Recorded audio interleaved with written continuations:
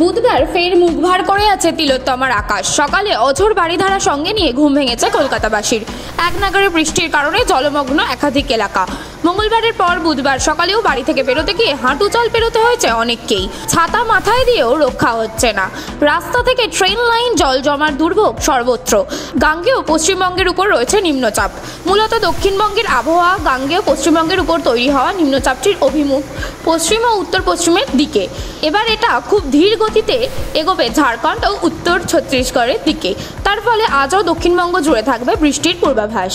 হলুদ সতর্কতা জারি করা হয়েছে কলকাতা, হাওড়া, হুগলি, পুরুলিয়া, ঝাড়গ্রাম এবং দক্ষিণ চব্বিশ পরগনায়। বাকি জেলায় বজ্রবিদ্যুৎ সহ হালকা থেকে মাঝারি বর্ষণ হতে পারে।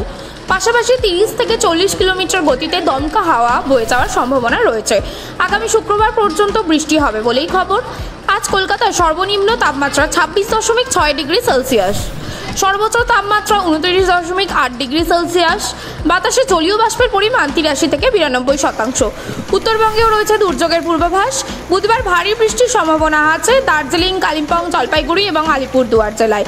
বাকি জেলাগুলিতে বজ্রবিদ্যুৎ সহ বিক্ষিপ্তভাবে হালকা মাঝারি বৃষ্টির সম্ভাবনা থাকছে। বৃহস্পতিবার জলপাইগুড়ি ও আলিপুরদুয়ারে ভারী বৃষ্টির সতর্কতা জারি হয়েছে, যার জেরে নদীর জলস্তর বাড়বে। নিচু এলাকায় বন্যারও আশঙ্কা রয়েছে। সেই সঙ্গে পার্বত্য এলাকায় রয়েছে ধসের আশঙ্কা। Bureau report, sky news Bangla.